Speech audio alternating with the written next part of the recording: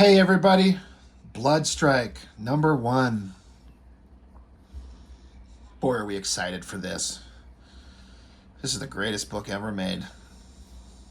It's so good. So many memorable characters. It's so unique. It's absolutely worthy of a ongoing title. The stories they tell, the drama, the action. It's so good. Be sure you don't step in the bullshit. Rub the blood. It tells you right on there. These are little blood jizzloads all over the cover. You're supposed to be able to physically be able to feel it. Trying to see if we can show it. You can see how it's a different material printed on the cover. And this is my old original copy, so I don't know if the shit's rubbed off. Right, rub the blood. You could kind of tell. I guess that was a gimmick, because it's young blood, it's BLOODSTRIKE, it's blood this, it's blood that, it's blood brothers. And we're going to splash some blood across the cover so you can feel it. It's a gimmick. It's not hollow foil, it's not cut out, it's not gate folding. It's some kind of material you can touch. I will give it credit for trying to come up with something new. Good for them. BLOODSTRIKE, Dan Fraga, inked by Liefeld on the cover. Is that what it's like on the inside? No.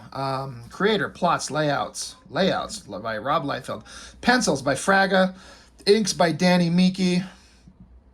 God damn, they got colors with Brian Murray again. I'm so sick of that guy's coloring. These early books and these second, third, fourth-rate artists that Liefeld brought on, they all sucked. Most of them, if not all of them, have grown into be incredible artists. Dan Fraga can draw really, really good, especially as compared to what he did when we start, or what he started.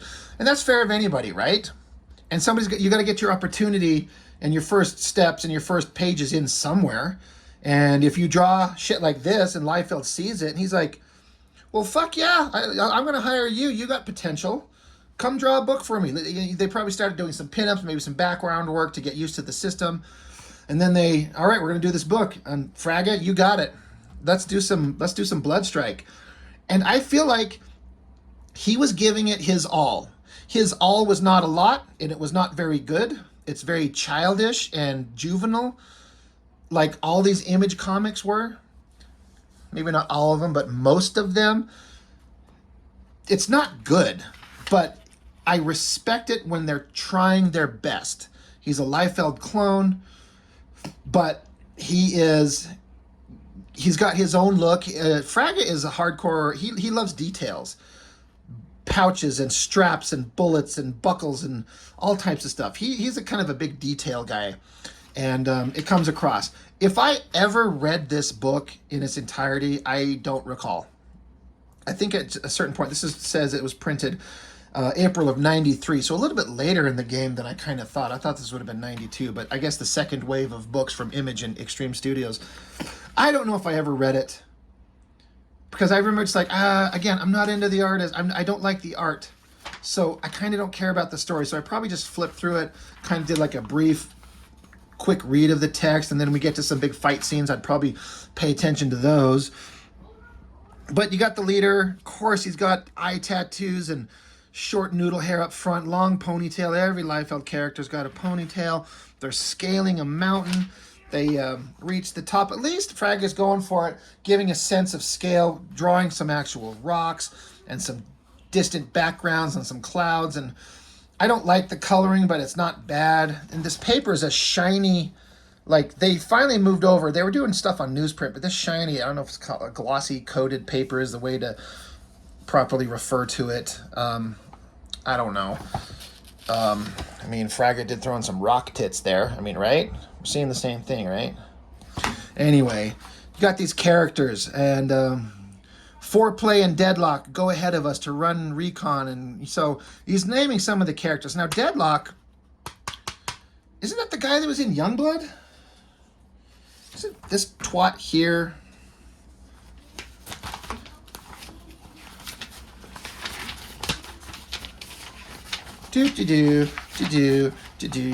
Where is it? Where is it? This guy here. I think it's supposed to be. I don't know. He's a bad guy now. He's on kind of a sort of good guy team, but these aren't good guys. Whatever.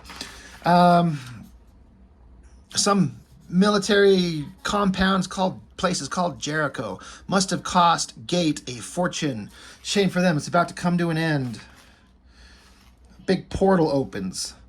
So we're not really even introduced to the characters. You got the hot chick, the giant muscle guy that's a giant robot, the main guy that's just like, he just might as well be Cable. I mean, really. And then some chick thing with 4 arms. Her name is Foreplay, though. It's not forearm, but Foreplay. Yeah. I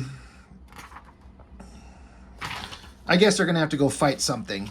So they storm the place, and they're running up. They got bad guys. Apparently, this Foreplay chick can grow to like 20 feet tall. And I guess she murders him. Deadlock up here, throws down some ropes and chokes these guys. This is a failure of composition. Why put them like so straight up and down one another like this? Like, spread them over. Because they kind of look like they're just like melded, like this is just him.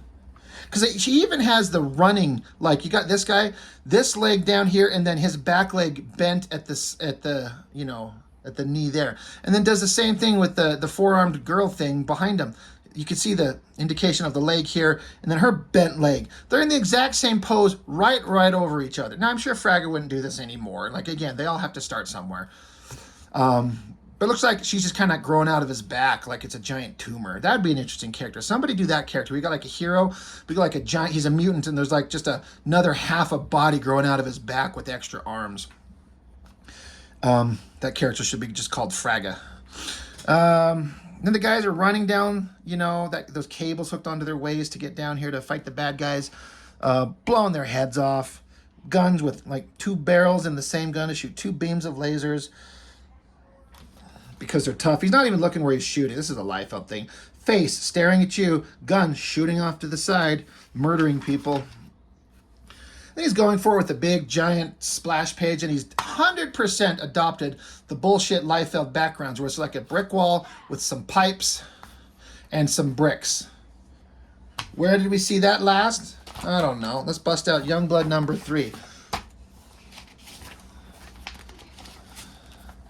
Pipes, bricks, flat back wall, concrete-looking thing.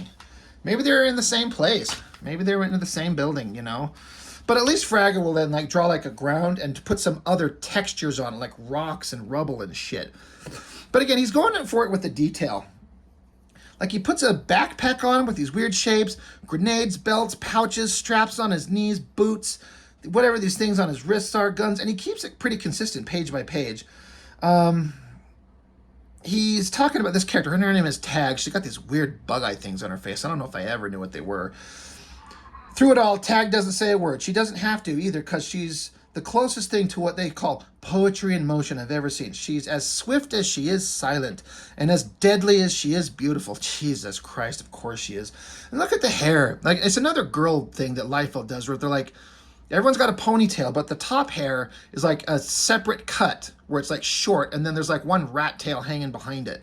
Anybody know what girls' hair looks like, even in this era? They don't pull off like stupid guy mullet bullshit. Girls never did that crap. Now he's like, me, I'm nowhere near as graceful. I just take aim, clench my teeth, and let the bodies fall where they may. And that they do, in great abundance. I'm trying to remember what this guy's name is. He probably said it, but because I'm not reading this thing.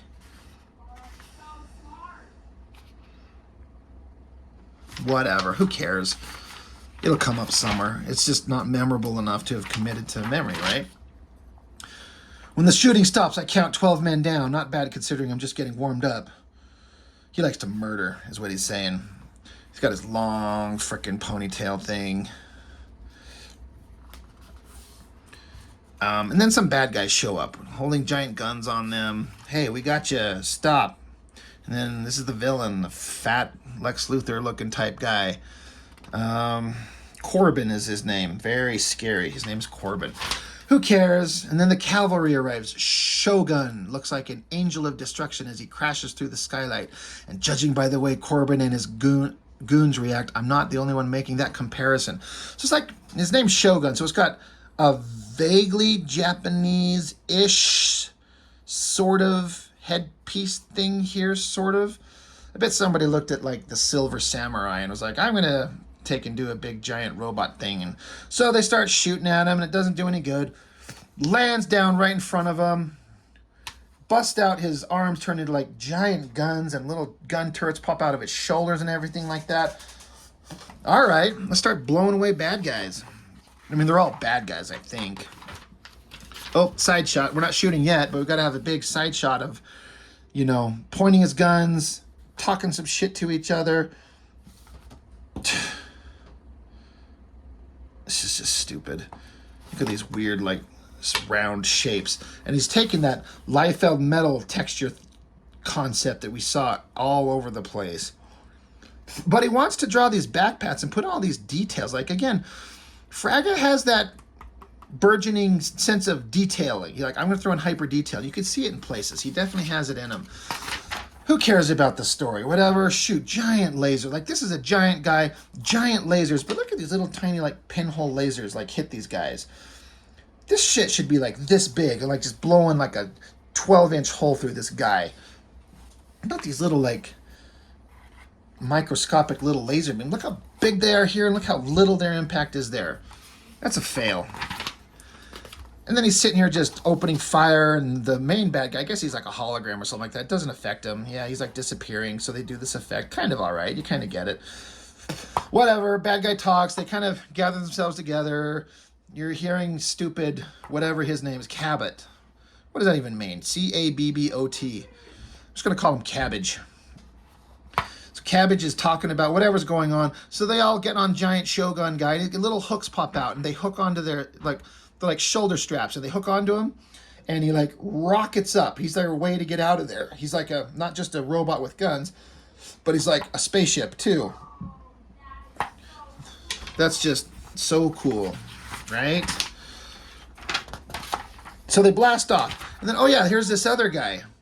I just hope things are going smoothly for Deadlock and Foreplay. Come on, Foreplay, get a move on. I might as well be taking down these mutts all on my own lonesome. Now, what is Deadlock's powers? What can he do? He doesn't carry any fucking weapons. He's just out there with his hands like this, just like bitch slapping him. No knives, no swords, no guns, no laser powers, no superhuman things. So what can he do? He's got pointy teeth. So is he supposed to be like a Wolverine type animalistic character? Because he's got fangs, and then you don't look at that and tell me that's not some Wolverine ripoff bullshit right there. But he's just, like, slapping him with his open hand. He doesn't even have claws on his fingers. So what does he do? He's just, like, smacking him. He's not hurting him. Jesus, this is... I mean, there's a lot of energy here, but it's just kind of stupid. And then all these guys are lying on the ground because Deadlock and whatever it is he can do, he's doing. And you got Foreplay. She's... You know, it's a difficult drawing that Frag is going for here. He's got these shoulders really placed really weird, like coming out of her ears. But her arms extending up, punching guys this way, and these hands coming forward, bringing these guys' heads together. Boom. Again, I bet if Fraga were to draw this today, he'd do a lot better. Because the concept is interesting, the execution sucks. But they're standing there, they're cool, they're talking. There out comes Flying Shogun Robot with the guys strapped to his back, and they're hanging on. Comes landing down, the team's all together. This is just so exciting. Talk, heroic talk. We got to do stuff. We got to stop these bad guys. This is important. This is Cable and X-Force. This is just the same fucking thing. This is just X-Force #1 with the team getting together to go infiltrate the bad guy's base. There's nothing new here except different designs. But Liefeld wants to go like, look at all these characters I created. I have Youngblood. I have the Berserkers. I have Brigade. I have BLOODSTRIKE. I have all these characters, and they're just variations on the same fucking thing. He has no original ideas left at all. This is all stupid.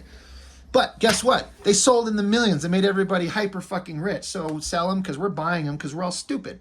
And this bad guy, this fat ass, whatever is going on. I don't even know what's going on. I don't care. I'm not even going to try to pretend to figure out. Fuck it. Moving on. He shoots, nails Cabbage right into the chest and a shot into the head. Well, the top of his skull there. Drops him to the ground. I go, ha, ha, ha, ha, ha, you're dead. Actually, he's not dead. And out comes the laser guns from robot guy here. He smiles. And then it was confusing. Like, he's like right here. I guess he's supposed to be hovering in the sky. So he shoots at him. All these lasers miss everything except kind of catches him on his belt. And so it causes his rocket packs to stop operating. So he falls to the ground. Why not just shoot him fucking dead? Maybe they have some reason they want to do this. Now this Cabbage getting shot in the brains and getting back up reminds me of what I think the hook about this is that there was some government organization that was able to like reanimate dead people and make them kind of like walking zombies. Like they're alive, but they can take all kinds of horrible physical damage and they don't ever die. They can survive almost anything. And that's what I think he is. Again, if you know the history of the Extreme books and what is going on in this, clarify if that's correct. I know it's something like that, but is it these guys? Is it Brigade? Is it a combination of the two? Again, more kind of shitty composition where Fraga would draw these guys straight up and down. Like, got his head right where his nuts are. Like, this could almost be this guy's head. Dick head, right? So they got to deck it out, punch it out, fight it out. They could have just shot him and fucking be done. Okay, now he's getting the drop on him, right? He gets out from whatever it comes from, like this lightsaber bat thing, and then he suddenly stops. So this girl, her name is Tag, Mrs. Poetry in Motion with the stupid bug-eyed things. One of the things that she can do is she touches you and you're just instantly paralyzed. Can't move. Well, if this is so dangerous so that she had to tag him because he was going to kill him or try to kill him because it apparently can take a bullet to the head, why don't they just blow him away and be done with it? So then he stands there and they got to walk away and we got to talk about what's going on. And they're like, hey... Yeah, he's like, hey, the bad guy seems a little uncomfortable in his present situation, Shogun. In fact, he seems downright miserable. Why don't you put him out of his misery? So he gets out all his fucking guns and blows them away. Now, all these lasers to me, like, this is a side shot. And so you could see, like, the center line of his body, like, would be coming down here. And then you can see the separation where his nuts are. And then, like, this is his left leg and this is his right leg. But look at the lasers. They're only going into his leg on the other side. And not even... It's like they don't even look like they're penetrating all the way here. There's a laser coming out here, but it's not continuing through here. I kind of liked this is almost like a McFarlane-ish kind of exaggeration. Again, he's a new artist. He's fresh on the game. He's trying to do some interesting stuff. Poorly executed, but with an interesting concept. I bet he would do this really cool. It'd be actually interesting to see Fraga redraw this whole fucking thing now. And they were kind of going for it with the coloring here. I don't know if I like it, but it's kind of cool. Anyway, that's all stupid. Then he's just still standing there because he can't move because she tagged him. And he's just going to stand there and rot? I don't know. I don't know what's going on. Then he's sitting in his chair. Now again, giving him credit. If you ever seen a Liefeld like tactical table and chair, man, you can tell that this guy knows what he's doing. He's going for it. He can draw this shit. Him and his stupid ponytail and his stupid eye designs. These are so dumb. Such horrible fucking designs. But they're talking about how... he's talking about Battlestone, which is the leader of the team of Brigade. Which, again, is another hero with terrible hair. And you got, like, a strong guy and the guy with pointy mask. And, like, a hot girl with long hair and a hot girl with short hair. And... it's just all variations on the same shit. None of these characters are interesting. It's all stupid. But I guess this guy is supposed to be the brother of Cabbage. They're supposed to be brothers. And this guy leads BLOODSTRIKE. This guy leads Brigade. And that's why there's supposed to be a crossover, a Blood Brothers prelude for the Brigade that's coming out sometime. As if you're supposed to give a fuck. Trencher. I'm just going to mention one thing. I mean, it's interesting artwork, but I don't like it because it's so hard to read and unfocused. Keith Giffen, this art style of his I never liked, but the only thing that's kind of interesting to me whenever I see this, the first time I ever saw this name, and for the longest time, I thought this C and H was a D. I thought it was Trender. And so in my head, that's what it was for a long time. So every time I read it as Trencher, it always makes me stop and go, oh, right, it's Trencher. It's not Trender. Just that's what it was introduced to me because I just misread it at a glance. I mean, it's interesting art. I don't mind the face and the kind of the jacket and gloves and hands and stuff, but the rest of it's just, it's unreadable and it's unpleasant to the eye, and I don't like it. And I want to spend money on a comic book that I like. Whatever. Anyway, Dooms 4. Fuck that shit. BLOODSTRIKE. Fuck that shit. Just fuck it all. It's all stupid. It's all dumb. There's nothing there. But they were selling, and so Liefeld paid really well. He paid page rates to pencilers, inkers, colorists, outrageous sums, 3 times as much as they were making at any other company, to bring people on. It was pumping out tons of titles.